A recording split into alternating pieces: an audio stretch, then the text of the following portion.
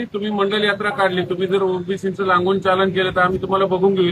जरांगे एकीकडे ओबीसीतनं आरक्षण मागतात, ओबीसी सगळे फायदे लाटायचे, पुन्हा मंडल आयोगाला शिवाय घालायचे. तुम्ही- आज उत्पन्न नाही का? अहो, तुम्ही प्रश्न पण विचारला आणि त्याचं उत्तर पण दिलं. प्रश्न असा आहे की मनोज जरांगेला मंडल म्हणजे कोण हे माहितीये का? मनोज जरांगे ओबीसीचं आरक्षण मागतो. मंडल आयोग कधी अंमलबजावणी झाली का, कुणामुळे मिळाला?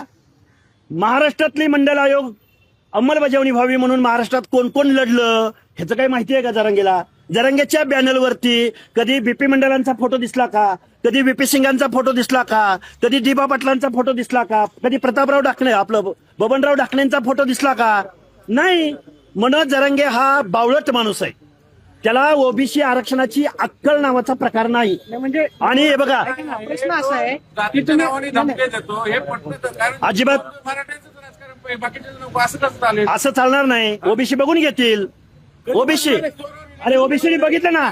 तुम्ही काय सांगताय? कधी बघणार? म्हणजे आता काही निवडणूक आहेत का? येऊ द्या ना एक बाई इलेक्शन. काय मारामाऱ्या करायचे? प्रश्न असा आहे, तुम्ही असं म्हणता की मनोज जरांगे हे बावळट माणूस आहेत किंवा आरक्षणाविषयी त्यांना काही माहिती नाही. बावळट असताना सुद्धा सरकारने मला सांगा ना, बावळट का म्हणलो मी? हे बघा, तुम्ही हे बघा, एकदम एकदम बावळट, फालतू, रिझर्वेशनची काही माहिती नसलेला जो ओबीसी मधून आरक्षण मागतो तोच मंडल आयोग चॅलेंज करायचं म्हणतो. हा बावळट नाही माणूस. सरकार ऐकतंय. अरे सरकारला सोडा ना. काय सरकार? मी काय सरकारचा प्रतिनिधी आहे का? प्रवक्ता आहे काय? सरकार लावलंय? विचारा ना सरकारच्या प्रवक्त्याला प्रश्न.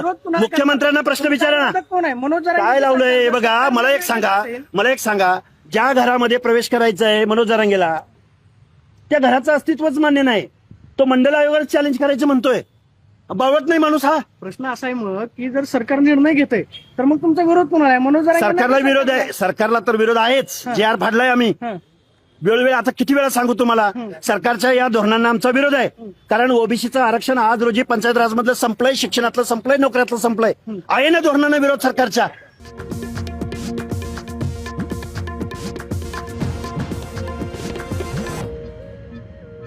तर राजकारणाच्या जाऊन पलीकडे